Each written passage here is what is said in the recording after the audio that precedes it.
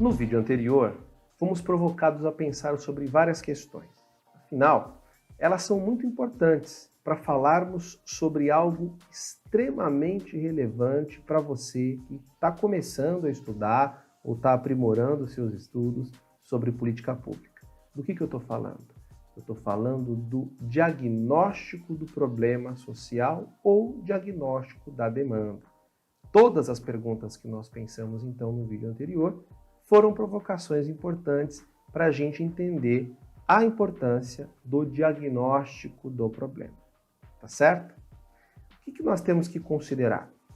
Embora existam muitos profissionais especializados em pesquisa, sociólogos, economistas, antropólogos, cientistas sociais, enfim, e que sejam, portanto, especialistas na produção de diagnósticos sociais de alta complexidade, não precisamos necessariamente ser nenhum desses profissionais para que a gente tenha uma percepção acertada sobre a nossa realidade, sobre os nossos problemas, sobre as nossas demandas, não é mesmo? Todos nós temos condições, a partir do nosso dia a dia, pela nossa vivência, identificar com muita clareza quais são os problemas que mais nos chamam a atenção. Desde um buraco no asfalto, a falta de iluminação pública numa rua, a ausência de uma quadra de esportes, a falta de oportunidade de emprego, não é? Todos esses problemas, todas essas questões são elementos com os quais a gente se depara cotidianamente, seja porque dizem respeito diretamente à nossa vida, seja pelo noticiário da TV ou mesmo pela própria internet.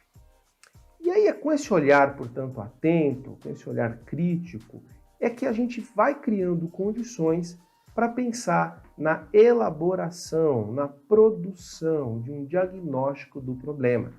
Mas o que é isso?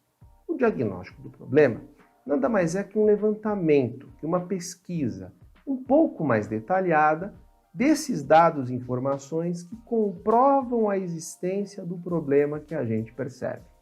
Tá claro?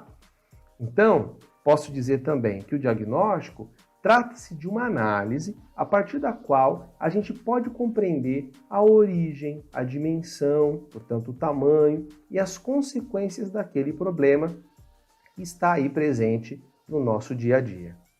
Ou dito de outro modo, fazer um diagnóstico é mensurar como que aquela questão afeta a minha cidadania. E agora você já sabe o que é cidadania. E não apenas a minha, individualmente falando, mas da minha comunidade. Como é que aquele problema interfere na nossa qualidade de vida? Ou como ele interfere nas perspectivas de futuro, ou seja, nos meus sonhos. Dito isso, eu coloco uma pergunta final para a gente ir para o outro vídeo. Por que o diagnóstico é tão importante para se pensar política pública? A gente se vê no próximo vídeo. Até lá!